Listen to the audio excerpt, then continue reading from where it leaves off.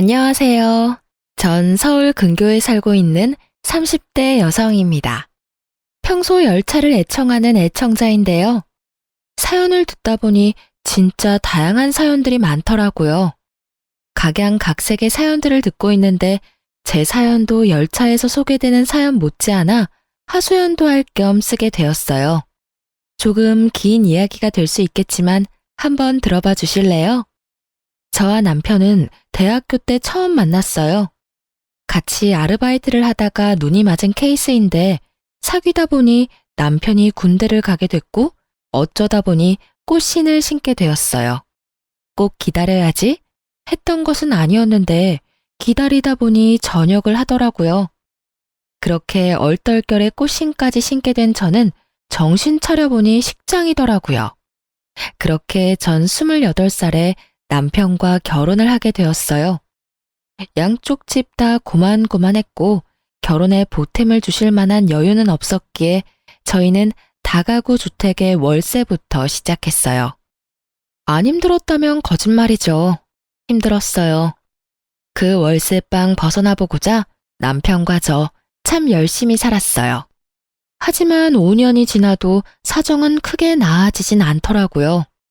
그래도 한 단계는 올라가 전세를 얻어 살게 되었죠. 이제 집살 일만 남았다면서 저흰 서로를 보듬어주며 지냈어요. 이렇게 열심히 살다 보면 언젠가는 우리도 빚볼 날이 오겠지 했어요. 사정이 어렵다 보니 아기 생각은 없었고 다행스럽게도 시댁에서도 크게 압박을 주진 않았어요. 남편은 3남매였는데 편의상 둘째 동생은 서방님, 셋째 동생을 도련님이라 할게요. 꽤 평화롭던 생활에 문제가 생기기 시작한 것은 서방님이 결혼을 하면서였어요. 동서는 꽤 이름 있는 회사에 다니고 있었는데 회사뿐 아니라 친정도 잘 살아서 저와는 하나부터 열까지 비교가 되기 시작했어요. 처음엔 가볍게 시작한 비교가 점차 편애와 차별로 이어지더군요. 대놓고 동서와 저를 차별하기 시작하는데 정말 속상하기도 하고 비참한 마음마저 들었어요. 다들 아시죠? 친정도 부유하고 돈도 잘 버는 며느리 떠받들고 사시는 시어머니. 그런 시어머니만 믿고 절 종처럼 함께 부려먹는 시어머니보다 더 얄미운 동서.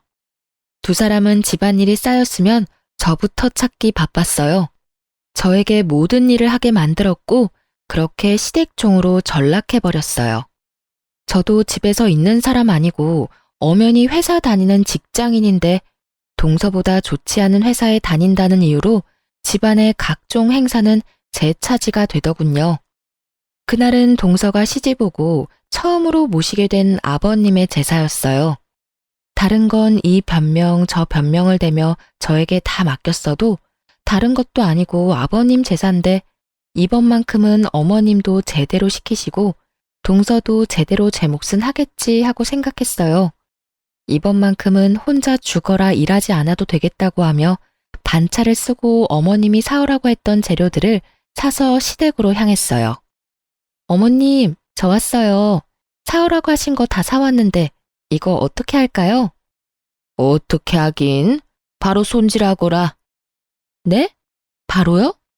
동서도 아직인 것 같은데 좀 쉬다가 동서 오면 시작하면 안 될까요? 기다리지 말고 그냥 해. 둘째네는 오늘 늦는다고 했어. 지방 어디 출장 가 있는데 일 끝내는 대로 올라온다고 하더구나. 어휴, 저녁 먹기 전까지는 와야 할 텐데 얼마나 힘들 거야. 정말 어이가 없더라고요. 있잖아요, 여러분. 저는 아버님 첫 제사 때 어머님 강요로 회사 연차까지 쓰고 아침부터 시댁에 와서 하루 종일 일만 했었어요. 그것도 처음부터 혼자 할 버릇해야 손에 익는다며 저 혼자 다 했었다고요.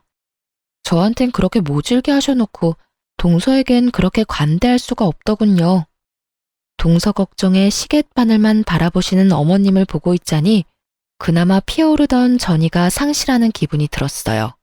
전 그저 입을 꾹 다물고 제사 음식을 준비했죠. 첫째야, 대충 다 했으면 나머진 저녁 먹고 하자꾸나. 다들 올 시간 됐으니 저녁부터 차리렴. 이런 날은 한 끼 정도는 시켜 드셔도 될 텐데 전쟁터와 다름없는 주방을 보고서도 느끼는 점이 없으신지 굳이 또 저녁을 차리라고 하시더라고요. 지금까진 힘들긴 했어도 이런 기분까진 들지 않았는데 이제 동서도 있는데 혼자 이러고 있으려니 더 짜증이 솟구쳤어요. 좋게 생각해 보려 해도 자꾸만 끓어오르는 분노로 칼질이 거칠어지던 그때 남편과 도련님이 차례로 시댁에 들어오고 있었어요. 남편은 주방에서 고군분투하는 저를 쓱 보고선 수고했단 인사는커녕 눈인사도 하지 않고 방으로 들어가더군요. 그 얄미운 뒤통수를 보고 있는데 욕이 절로 입가에 머물더라고요. 평소에 그렇게 눈치 빠른 사람이 이럴 땐 왜 눈치라곤 없는 사람처럼 구는 건지. 남편의 행동에 한숨이 절로 나오는 그때 도련님이 옷을 갈아입고 옆에 왔더군요. 형수님, 저 뭐 할까요? 에이, 도련님, 또 그러신다. 괜찮아요. 다 했는걸요, 뭐. 형수님이야말로 또 그러신다. 매번 할 일이 이렇게나 많은데 뭘 매번 괜찮대요. 일단 설거지 나온 것부터 할게요. 형수님은 음식을 맡아주세요. 전 아무리 해도 안 늘더라고요. 그러면서 말릴 새도 없이 설거지를 시작했고 그 모습을 본 어머님이 노발대발하시며 주방으로 오셨어요. 아들, 너 뭐해? 당장 나오지 못해? 보면 몰라. 설거지 하잖아. 금방 하니까 도와줄 거 아니면 나가주세요, 어머니. 네가 왜 설거지를 해? 여기 여자가 둘이나 있는데. 여자가 둘이나 있으면 뭐해? 엄마는 아무것도 안 하고 매번 형수님만 주방 붙박이잖아. 그나저나 작은 형수는 왜 아직 안 왔어? 둘째는 출장 가서 오고 있는 길이라고 하더라. 얼마나 힘들 거야? 그래서 엄마가 천천히 조심해서 오라고 했어. 잘했지? 참도 잘하셨네. 우리 형수님은 보나마나 반차 쓰고 오셔서 이러고 계실 텐데 작은 형수는 출장을 가셨어? 시집와서 처음 지내는 시아버지 제사에? 진짜 출장 가신 거면 어쩔 수 없지만 내 생각엔 아니라고 본다. 언제부터 제사라고 엄마가 노래를 불렀는데 하필 오늘 출장이라니. 엄마는 그걸 믿는 거야? 아니면 작은 형수라서 눈 감고 넘어가 주는 거야? 넘어가긴 뭘 넘어가? 출장 갔다고 하면 출장 간 거지. 넌 왜 사람 말을 못 믿니? 그 큰 회사에서 갑자기 출장 가는 일도 있고 그런 거지. 그 큰 회사라면 더욱 일정이란 걸 중시할 거니까 하는 말이야, 엄마. 아유, 됐으니까 뭐라도 도우실 거 아니면 나가주세요, 제발. 빨리 끝내고 밥 좀 먹자. 아들 배고프다고. 어머님은 도련님의 말에 할 말이 없으신지 구시렁구시렁 하시다 안방으로 들어가시더라고요. 정말 그야말로 도련님이 가려운 등을 벅벅 긁어주는 기분이었어요. 그렇게 전 입가에 미소를 지으며 저녁을 차렸고 도련님은 마지막까지 절 도왔어요. 어쩜 그리도 타이밍을 잘 맞추는 것인지 저녁을 다 차리고 나니 동서와 서방님이 들어오더군요. 엄청 바쁘다면서 쇼핑은 언제 한 것인지 어머님께 드릴 선물을 하나를 안고서 들어오는데 어머님의 얼굴엔 한바구음이 걸렸고 전 동서의 아첨에 고개가 절로 내저어졌습니다. 어머님, 저희 왔어요. 어머, 딱 맞춰서 왔구나. 지금 딱 밥상 차렸는데. 얼른 손 씻고 와서 밥 먹으렴. 시장하지? 조금요. 아, 어머님, 이거 받으세요. 이거 어머님 선물이에요. 어머나, 이게 다 뭐니? 그냥 와도 되는데 매번 이렇게 뭘 가지고 와? 에이, 어머님. 그래도 시댁 오는데 어떻게 빈손으로 와요? 어떻게 빈손으로 오기는 그냥 오면 되는 거지. 매번 빈손으로 오는 애도 있는데 뭘. 역시나 어머님의 입에선 동서를 향한 칭찬과 함께 저를 향한 비아냥도 나오더군요. 저는 귀가 없는 사람처럼 두 사람의 대화를 무시한 채 식탁에 앉았고 저의 양쪽엔 남편과 도련님이 앉았어요. 두 사람만의 세상에서 나온 어머님과 동서도 주방으로 들어왔고 정말 말 그대로 잘 차려진 밥상에 앉은 동서는 왜인지 젓가락이 허공에 떠돌고 있더군요. 새아가, 왜 그러니? 입맛에 맞는 게 없어? 네? 그게 점심때 과하게 먹었더니 좀 가벼운 게 먹고 싶어서요. 혹시 샐러드 같은 건 없을까요? 샐러드? 아유, 없으면 만들면 되지. 첫째야, 얼른 샐러드 좀 해서 오거라. 제사 지내는 날 샐러드를 찾는 게 제정신 박힌 사람이 할 수 있는 짓인가요? 아니, 찾을 수도 있다고 쳐도 샐러드가 무슨 나와라 뚝딱 하면 나오는 것도 아니고 재료도 소스도 없는데 어떻게 뚝딱 만들어내나요? 거기에다 왜 제가 동서가 먹고 싶은 샐러드까지 만들어 와야 하는 건지 도저히 이대로는 안 되겠다는 생각을 한마디 하려는 찰나 저보다 더 기가 찬다는 듯 도련님이 나서 입을 뗐습니다. 아니, 내가 웬만하면 참으려고 했는데 이게 무슨 경우예요? 작은 형수는 손이 없어요? 아님 예의가 없는 건가? 자신에게 향하는 노골적인 비난의 화살에 동서는 버럭버럭하며 대항하더군요. 도련님, 말씀이 너무 심하신 거 아니에요? 그리고 전 그저 샐러드는 없냐고 물었을 뿐이에요. 그게 경우 예의까지 찾을 일인가요? 정말 몰라서 물으세요? 생각 같아선 와, 진짜 개어이가 없다는 말이 나오려다. 그것도 많이 순화해서 한 말인데. 뭐라고요? 내가 작은 형수 뻔뻔하신 건 진작 알고 있었지만 이 정도일지는 몰랐네요. 아버지 제사인 거 뻔히 알면서 출장 일정 잡은 것도 어이가 없는데 큰 형수가 기껏 차린 밥상에서 샐러드나 찾고 있는 꼴을 보자니 작은 형수 인격이 딱 보이네요.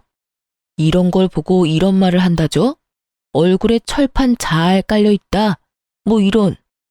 도련님, 동서의 언성이 높아지자 어머님이 큰 싸움 나겠다 싶었는지 급하게 제지하고 나서더군요.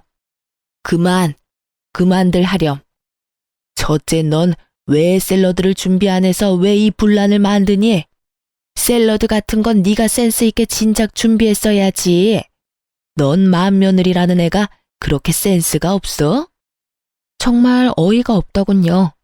이때껏 단 한 번도 샐러드 드시는 꼴을 본 적이 없는데 제가 어떤 센스를 발휘했어야 샐러드를 준비할 수가 있었을까요? 이번에야말로 제가 한마디를 해야 하는 상황 같더군요. 어머님, 제가 시집 온 지 5년이 지났어요. 그동안에 단 한 번도 샐러드를 찾으신 적이 없는데 제가 무슨 수로 샐러드를 준비하겠어요? 그러지 않아요? 그리고 동서, 샐러드가 먹고 싶으면 동서가 직접 사서 와. 없는 거 뻔히 알면서 찾지 말고. 동서 때문에 기껏 고생은 고생대로 하고 욕은 욕대로 먹고 이게 뭐야? 예, 너 지금 나 들으라고 하는 말이니? 내가 언제 너한테 욕을 했다고 그러니?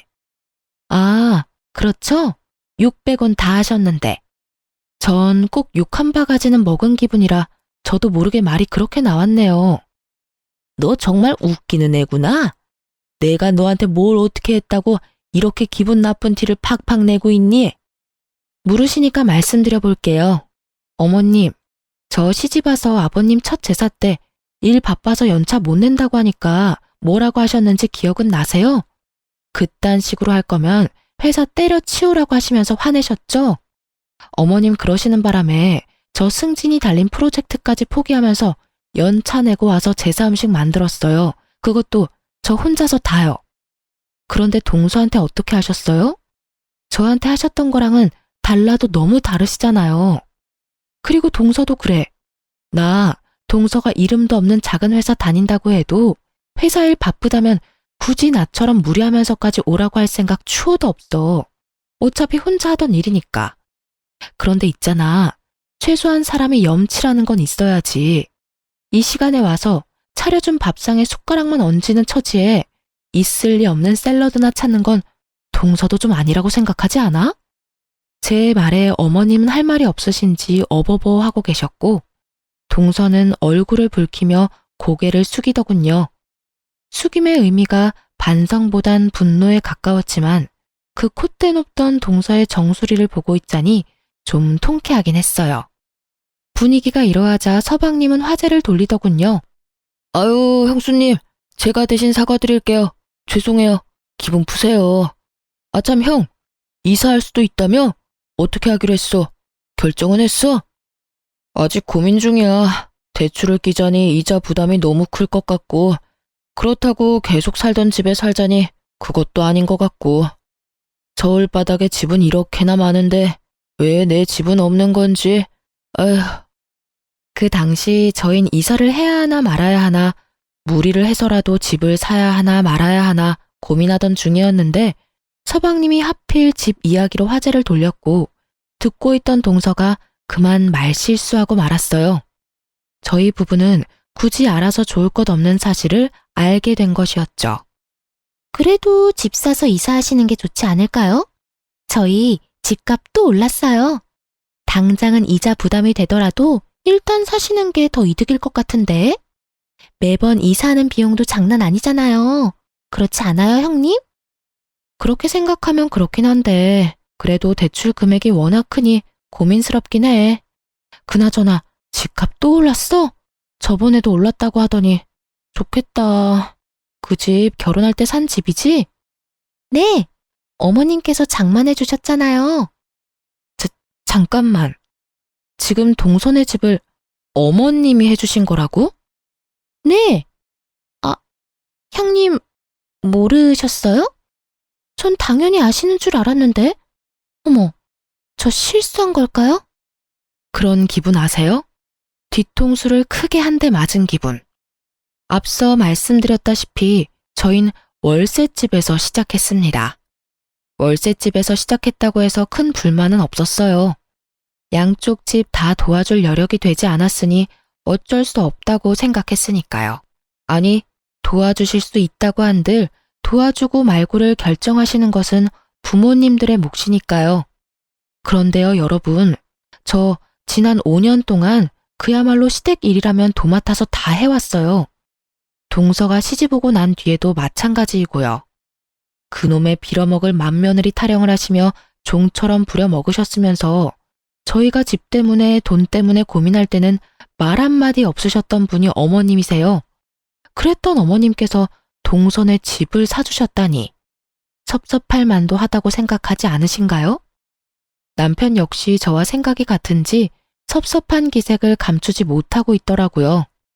도련님 역시 놀란 듯 토끼 눈을 하고 있더니 이내에 고개를 내저었고, 어머님, 서방님, 동서는 남편과 저의 눈치를 살피기 바쁘더군요. 침묵은 길어졌고 그 침묵을 깬 건 다름 아닌 어머님의 헛기침이었어요. 너희 너무 섭섭하게 생각하지 말아라. 너희가 결혼할 때는 알다시피 도와줄 형편이 안 됐어. 그런데 너희도 알지? 시골에 작은 땅 있던 거. 그게 둘째네 결혼할 때 개발된다고 땅값이 엄청나게 올랐지. 그래서 처분해서 둘째네 집 해준 거야. 너희 때야 없어서 못 해줬지만 둘째 때야 타이밍 좋게 돈이 생겼으니 도와주는 게 당연한 거 아니겠니? 그렇긴 하지만 섭섭한 마음이 드는 건 어쩔 수 없네요, 어머님. 섭섭? 내가 이런 말까지 안 하려고 했는데 너랑 둘째랑 같니? 넌 시집 올 때 몸뚱이 하나 덜렁 가지고 왔고 둘째는 갖출 거 다 갖춰서 왔다. 그러니 나도 받은 대로 해주는 건 당연한 거 아니니? 몸뚱이 하나 덜렁 왔다니요, 어머님. 저희 결혼할 때 이 사람 장남 노릇하느라 집에 돈이란 돈은 다 가져다 줘서 모은 돈 하나 없었어요. 그래서 저희 처음 시작할 때 전부 제가 모은 돈으로 시작했다고요. 그래서 지금 그 코딱지만한 돈으로 생색이라도 내려는 게야? 생색이 아니라 사실을 말씀드리는 거예요. 어머님이 매번 저한테 몸뚱이만 가지고 시집 왔다고 하시니까요. 언제 또 내가 매번 그랬다고 그러니? 오늘은 네가 섭섭하다 그러니까 나도 상황을 설명하다 보니까 그랬던 거지. 아니, 그리고 내가 내 돈으로 내가 썼다는데 그걸 너한테 일일이 설명해야 하니? 너 혹시 내 재산 탐내는 거니? 설마 그런 거야? 난 네가 그렇게까지 욕심 많은 애인 줄 꿈에도 몰랐구나. 탐내다뇨. 그런 뜻 아닌 거 잘 아시잖아요. 절 그렇게도 모르세요, 어머님? 글쎄, 난 잘 모르겠구나. 어쨌든 이 이야기는 더는 꺼내지 말거라. 내가 때가 되면 어련히 너희 목도 줄 터이니 기다려. 알겠어? 할 말이 없더군요. 한순간에 전 어머님께 있는지도 몰랐던 재산이나 탐내던 며느리가 되었고 오해는 풀지도 못한 채 마음의 섭섭함만 남았습니다. 그날 밤 집으로 돌아와 멍하니 있으니 남편이 말하더군요. 여보, 기분 많이 상했지? 내 기분도 이런데 당신은 오죽하겠어. 그렇지 뭐. 당신도 섭섭했지? 섭섭하긴 했는데 생각해보니까 어머니 말씀도 틀린 말이 없더라고. 본인 돈으로 본인이 도와주겠다는데 우리가 뭐라고 간섭하겠어.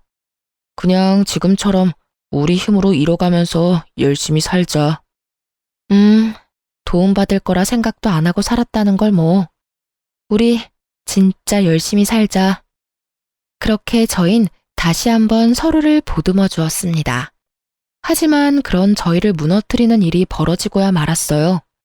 저희가 바로 전세 사기를 당하고 만 것이었어요. 깡통 전세.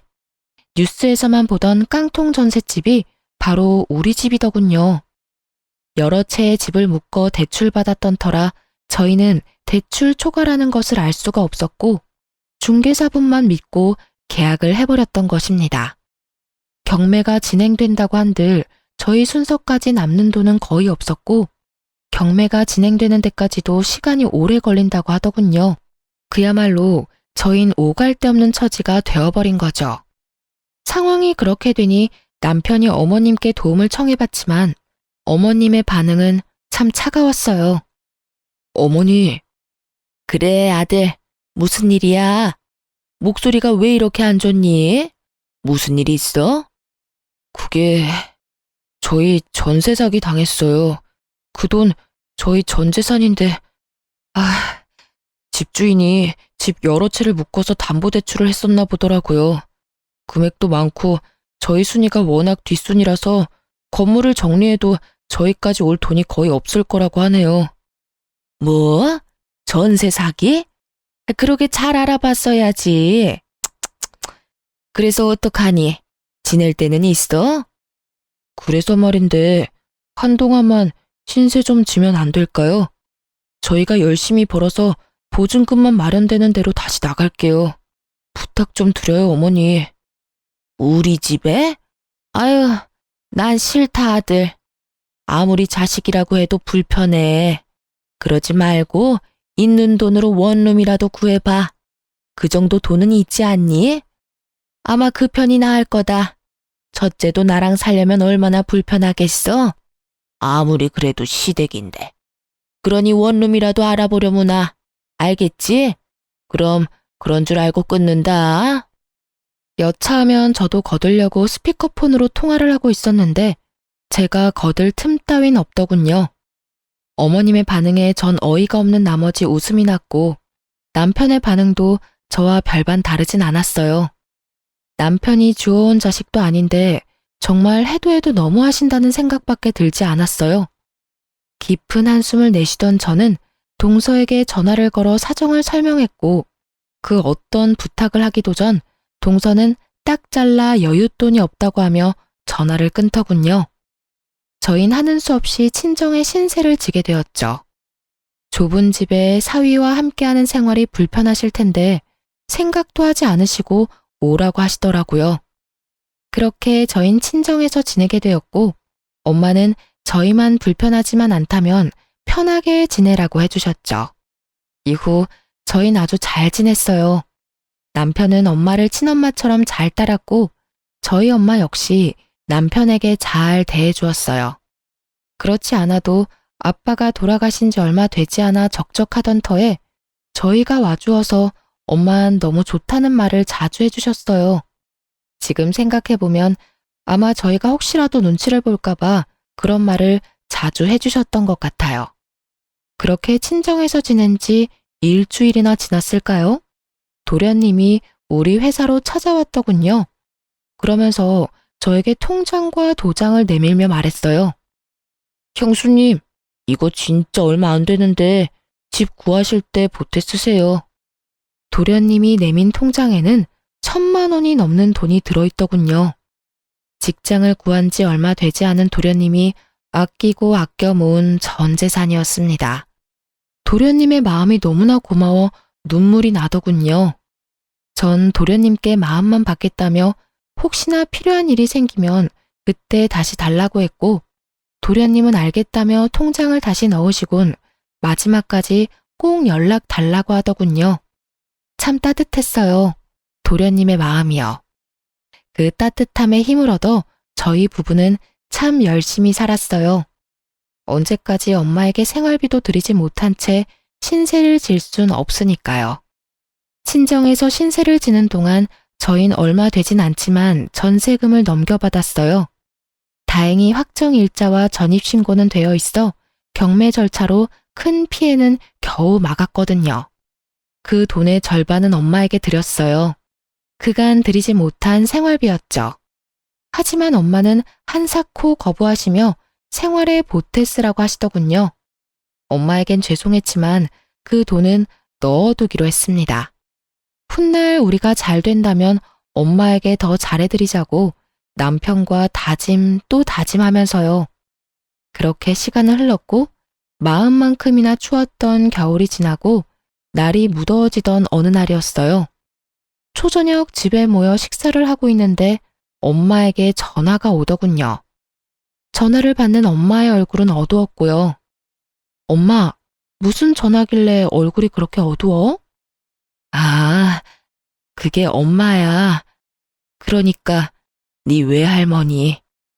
어? 외할머니? 나 외할머니 돌아가신 거 아니었어? 그게 살아계셔. 할아버지가 돌아가셨다네. 어? 할아버지도 살아계셨어? 이게 다 무슨 말이야.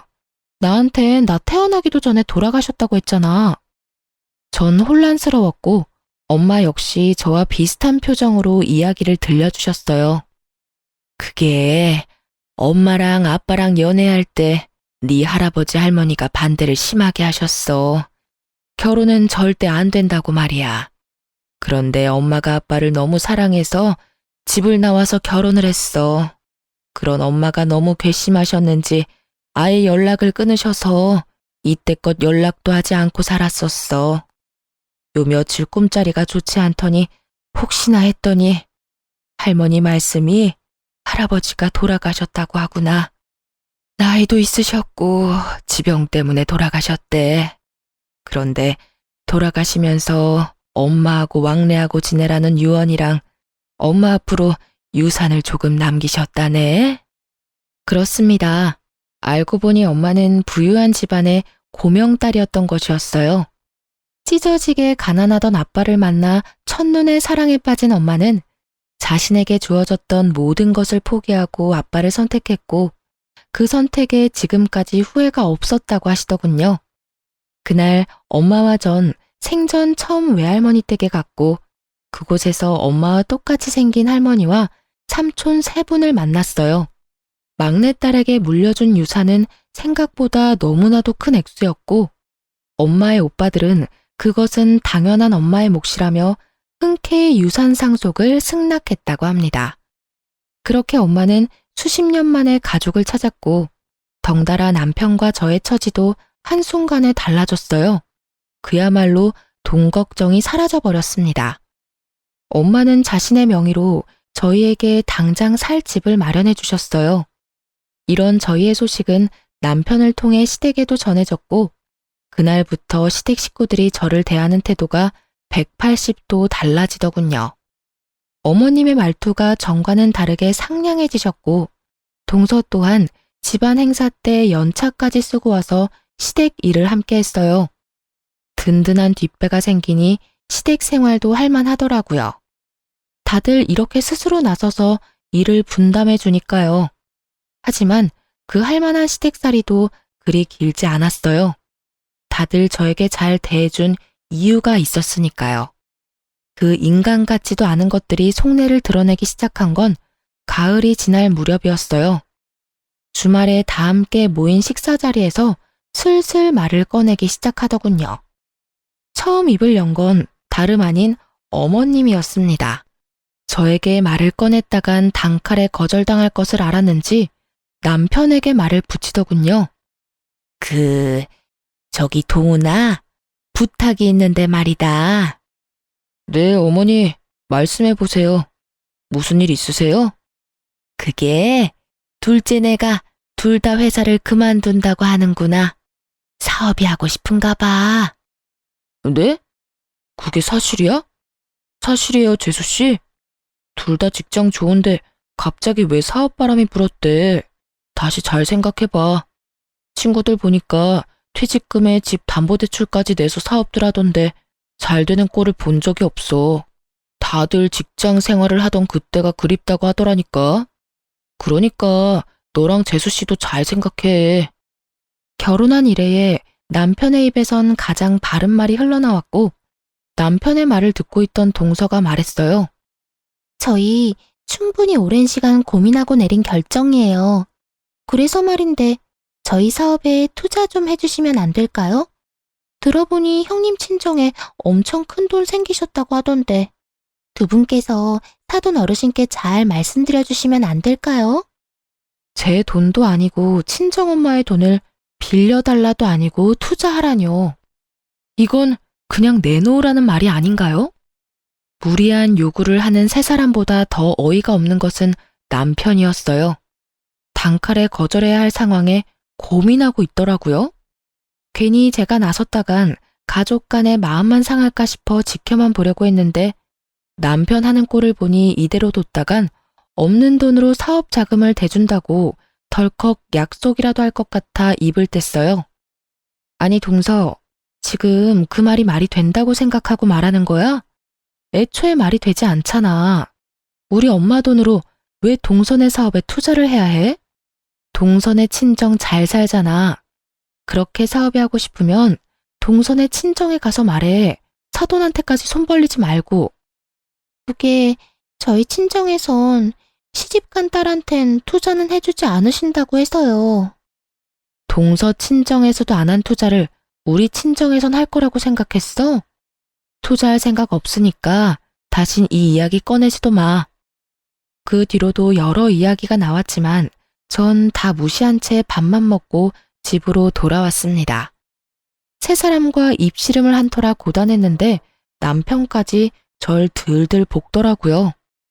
우리가 매몰차게 외면당했던 것은 기억도 나지 않는지 한 번만 도와주자고 저를 설득하다 자기 맘대로 되지 않자 화까지 내곤 방으로 들어가 버리더군요. 그러든가 말든가 전 신경을 쓰지 않으려고 했는데 며칠 뒤 도련님에게 연락이 와 하는 말은 도저히 제가 신경을 끌 수 없는 상황이었습니다. 전 이 빌어먹을 집안과 끝내야 하겠다는 결심을 하게 되었어요. 형수님, 조심하셔야 해요. 엄마, 형, 작은 형수까지 지금 제정신이 아니에요. 말도 안 되는 계획을 세우고 있는데 도저히 이건 아니다 싶어서 전화했어요. 도련님의 기뜸이 있어서였을까요? 이후에 일어나는 모든 일이 놀랍지도 않더라고요. 도련님에게 모든 사실을 듣고 난 후 어머님은 집을 팔아 저희 집으로 짐을 싸서 들어오셨어요. 그 집을 팔아 서방님의 사업 자금을 대주셨다고 하더라고요. 예상했던 일이었어요. 예상보다 빠르게 움직이시긴 했지만요. 남편과 어머님은 합심해 저를 압박하기 시작했고 전 아무것도 모르는 척 그 장단에 맞춰주었죠. 저의 연기에 어머님은 콧방귀가 절로 나오는 말을 하더군요. 그래서 제가 뭘 어떻게 해드리면 되는데요. 저 요즘 두 사람 때문에 너무 힘들어요. 저 좀 그만 괴롭히고 원하시는 걸 말씀해 보세요, 어머님. 아가, 그게 나 신축 아파트에서 살아보는 게 소원이야, 신축. 나 아파트 좀 장만해주면 안 되겠니? 아파트요? 그것도 신축이요? 일단 생각 좀 해볼 테니 적당한 매물이 있나 한번 알아보세요.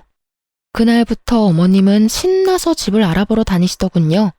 얼마나 부지런하게 다니시는지 그 덕분에 제 이혼과 복수는 수월하게 착착 진행되었죠. 디데이가 얼마 남지 않은 날, 한껏 상기된 얼굴로 어머님이 집으로 돌아오시더군요. 어머님의 손엔 10억이 넘는 아파트 계약서가 들려 있었어요. 어머님, 이게 뭐예요? 매매 계약서? 10억이 넘는데요. 뭐긴 뭐야. 네가 사준다고 했던 신축 아파트 계약서지. 오늘 계약했어. 마침 이 근처에 마음에 딱 드는 집이 있지 뭐니? 중개사 말이 그런 매물은 빨리 계약해야 한다고 해서 그냥 계약해버렸어. 잔금은 2달 뒤에 주면 되니까 천천히 준비해 주렴. 알겠지? 어머님은 알아서 무덤을 파고 계셨고 전 다음 타자를 기다렸어요. 도련님에게 전해 들은 바론 여기서 끝이 아니었으니까요. 기다리고 기다리던 동서에게서 전화가 오던 날, 전 크게 한번 웃고 동서의 전화를 받았습니다. 여보세요? 동서, 무슨 일이야? 형님, 소식 들었어요. 어머님 집 해주시기로 하셨다면서요? 역시 우리 형님 통도 크셔. 그래서 말인데요. 저희도 좀 도와주시면 안 될까요? 어머님께서 투자해주셔서 시작하긴 했는데 생각보다 반응이 좋아서 좀 확장하려고 하거든요. 그만큼 좋은 아이템이에요. 그래? 그래서 언제까지 얼마나 필요한 건데? 2억이요. 어머님 집값에 비하면 아무것도 아니죠? 빠르면 빠를수록 좋으니까 마련되는 대로 보내주세요, 형님. 이쯤 되니 시댁 식구들은 절 돈 나오는 자판기쯤으로 알고 있는 것이 분명하더군요. 동서는 당연히 제가 도와줄 것이라고 생각했는지 저는 1원도 입금하지 않았는데 사업을 무리해서 키우기 시작하더라고요. 도대체 저의 복수를 얼마나 더 도와주려고 하는 것인지. 그쯤 되니 기특한 마음마저 들었어요. 드디어 결판의 날이 다가왔어요. 전 남편에게 어머님과 함께 계약한 집을 좀 둘러보고 밥이라도 먹고 오라며 집에서 내보냈어요. 마지막 만찬을 즐길 기회를 준 것이었죠. 두 사람은 아무런 의심도 하지 못한 채 집을 나섰고 전 예약해놨던 이삿짐 센터 직원들을 불러 짐을 싹 빼버렸습니다. 그래요. 전 엄마가 마련해준 집을 처분했고 그날은 그 집에서 그 뻔뻔한 인간들을 쫓아내고 제가 이혼을 통보하는 날이기도 했죠. 텅텅 빈 집에서 기다리고 있으니 입이 귀에 걸린 어머님과 남편이 들어오더군요. 두 사람은 저의 예상대로 텅 빈 집을 보고선 토끼 눈이 되었어요. 집이 왜 이래? 아, 가구 가전 다 바꾸려고? 아닌데? 우리 이사 들어올 때 전부 새로 산 거였잖아. 집이 왜 이렇긴 팔아서 그렇지. 이 집 팔았어. 내일이면 다른 사람 이사 들어올 거야. 뭐?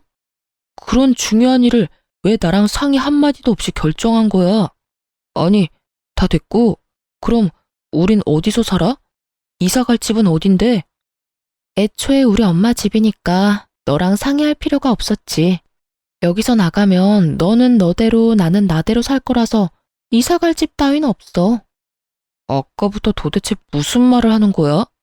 너는 너대로 나는 나대로 산다니. 나랑 이혼이라도 하겠다는 말이야? 나 당신이랑 이혼할 거야.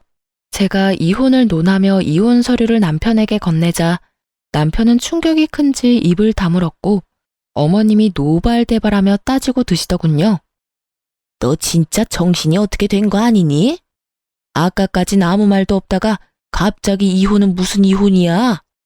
이혼은 무슨 이혼이긴요. 그냥 이혼이죠. 제가 웬만하면 어머님이나 어머님 아들이나 데리고 살아보려고 했는데 머릿속에 든 게 웬만하지 않더라고요. 그래서 어쩌겠어요? 이혼해야죠. 예, 너 아까부터 도대체 무슨 말을 하는 거야? 우리 머릿속에 뭐가 들었다고 그러는 거야? 답답해서 미치기 직전인 어머님과 아직도 혼이 나가 있는 남편을 위해 저는 대답 대신 도련님께 전해받은 녹음 파일을 틀었습니다. 두 사람을 기다리는 동안 심심해서 편집해 놓은 터라 엑기스만 남은 편집본이었죠. 시작은 어머님이었어요. 아유, 그런 걱정은 하지도 마라. 일단 밀고 들어가면 자기가 어쩌겠어? 그래도 내가 시어머니인데 쫓아내기야 하겠어? 그러니 내 걱정은 하지도 마.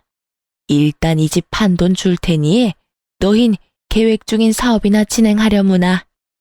그래도 어머님, 형님 내서 같이 사시려면 불편하지 않으시겠어요? 불편해도 뭐 어쩌겠어. 그리고 오래 살 것도 아닌데 뭐. 적당히 구슬려서 집 이야기 꺼낸 다음에 어영부영할 때 집 계약부터 해버리면 돼. 계약금 냈다는데 뭐 어쩌겠어. 한두 푼도 아니고 그 돈 날리기 싫어서라도 사주겠지 뭐. 너희 사업자금도 마찬가지다. 일단 일부터 버리면 이때껏 투자한 돈이 아까워서라도 첫째가 돈을 내놓을 것이야. 그렇겠죠. 하긴 이미 들어간 돈이 많아서 형님이 도와주실 것 같긴 해요. 어머님, 대단하세요. 어떻게 그런 생각을 다 하셨어요?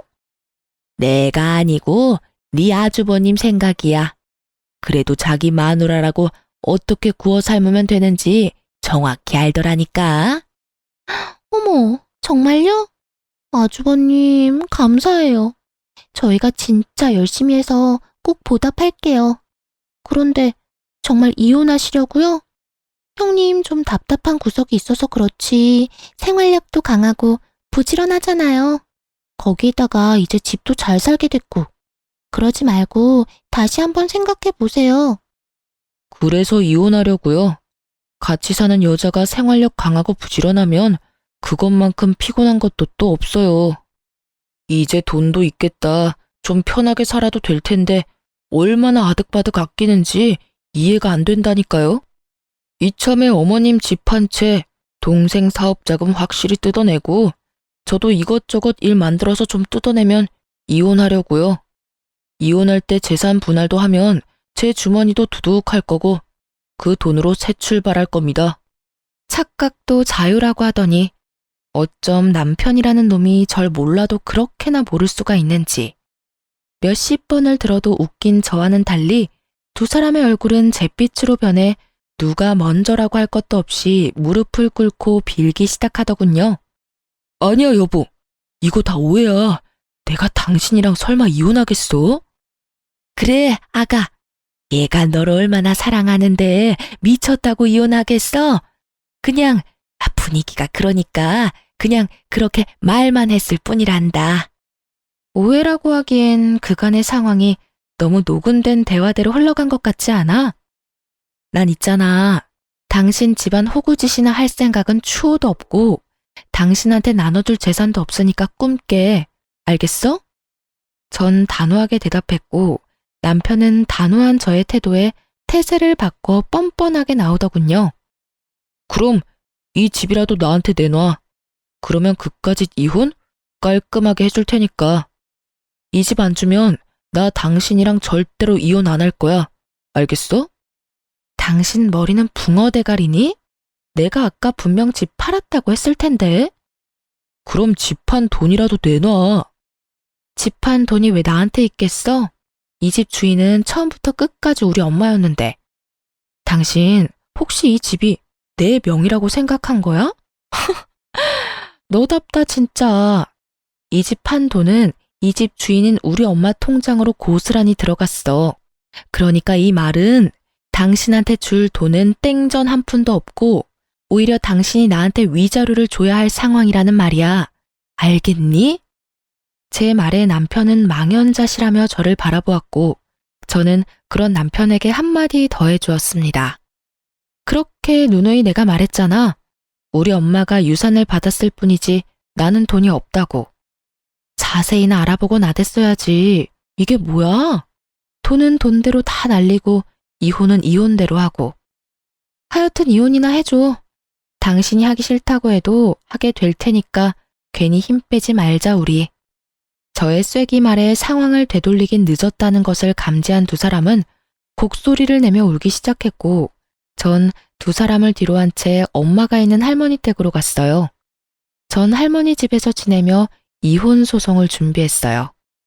예상했던 대로 남편은 이혼하지 않겠다고 버티기 시작했기에 다른 방법은 없었죠. 소송은 당연히 저의 손을 들어주었어요. 비싼 이혼 전문 변호사를 선임한 덕도 있겠지만 제가 가지고 있던 녹음 파일, 돈을 요구하는 문자 등등 증거가 워낙 많아서 손쉽게 이길 수 있었어요. 그 후 도련님께 연락이 와 전 시댁이 어떻게 되었는지 알 수 있었습니다. 형수님, 성공적인 이혼 축하드려요. 아, 이제 형수님이라고 부르면 안 될까요? 아니에요. 감사해요, 도련님. 다 도련님 덕분이에요. 그나저나 집안 분위기는 어때요? 어쩌긴요. 그야말로 풍비박산이죠. 엄마는 그 어림도 없던 아파트 계약금 다 날리고 오갈 데가 없어지니 작은 형네로 찾아갔었나 봐요. 근데 아예 집 안으로 들어가지도 못했다고 하더라고요. 아예 문전박대 당했대요. 참 대단하다 했어요. 집 팔아서 사업 자금까지 해줬는데 어떻게 문도 안 열어줄 수가 있는지. 내가 이럴 줄 알고 그렇게 말렸는데 내 말은 듣지도 않더니 뭐 자업자득이죠. 아주버님도 그렇고 동서도 그렇고 참 매몰차네요.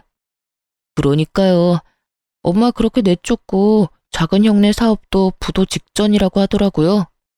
형수님 믿고 사업 확정하던 게 엎어지면서 그나마 지탱하던 사업도 다 무너졌다고 하던데. 거기도 자업자득 벌 받은 거죠 뭐. 그러게 좀 인간답게 살지. 그게 뭐예요 대체? 괜히 욕심내고 착한 사람 이용이나 하려고 하고. 결국 이런 결말을 맞게 되잖아요. 아, 그리고 큰형 아직도 형수님 찾아다니는 것 같았어요. 한동안은 할머니 댁에서 지내시는 게 좋을 것 같아요. 마지막까지 도련님은 제 걱정이네요. 감사해요 여러모로. 그나저나 도련님은 어떻게 지내요? 식구들이 심한 말은 하지 않아요? 자기들끼리 지지고 볶고 한다고 저는 안중에도 없어요. 저도 큰 관심 없고요. 저요, 우리 식구라면 아주 지긋지긋해요. 그때 형수님 드렸던 통장 있죠? 그거 엄마 주고 그냥 외국으로 나가려고요. 아마 이르면 다음 달? 그쯤에 출국할 것 같아요. 해외 지사 신청했는데 운 좋게 제가 가게 됐거든요. 거기에서 저도 가족들은 있고 재출발할 계획입니다.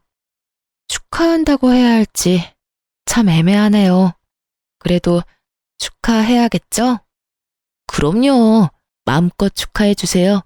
저 진짜 진심으로 기쁘거든요. 축하해요, 도련님. 네, 형수님, 행복하세요. 도련님과의 통화를 마지막으로 전 그 지긋지긋한 집안과도 끝이 났습니다. 요즘 전 엄마와 함께 할머니 댁에서 잘 지내고 있어요. 엄마도 누군가의 딸이었다는 사실을 새삼 느끼고 있답니다. 은근슬쩍 어리광을 부리는 낯선 엄마와 징그럽게 어리광을 부리냐며 핀잔을 주시지만 다 받아주는 할머니를 지켜보는 재미가 아주 쏠쏠해요. 이혼을 준비하며 회사도 그만뒀고 요즘은 취업을 준비하며 휴식기를 보내고 있어요. 결혼 생활을 하며 치열하게 살았던 저에게 주는 작은 선물 같은 시간이네요. 간혹 도련님과는 통화를 하는데 외국 생활이 꽤 잘 맞는다고 하면서 본인은 잘 지내고 있으니 자기 걱정은 하지도 말라고 하더군요. 참 다행이다 싶었네요. 전 한동안은 할머니 댁에서 지낼 계획입니다. 왜 그런 말 있죠? 사연을 듣다 보면 많이 나오던 말인데 똥차 가고 벤츠 온다. 전 그야말로 똥가족이 가고 벤츠 가족이 왔네요. 이 사연을 마지막으로 이젠 정말 그 지긋했던 인연들을 잊고 새 출발하려고 합니다. 부디 앞으로 펼쳐질 저의 새로운 인생을 응원해주세요. 그럼 저는 이만 물러가 보겠습니다. 저의 길고 긴 사연 들어주셔서 감사합니다.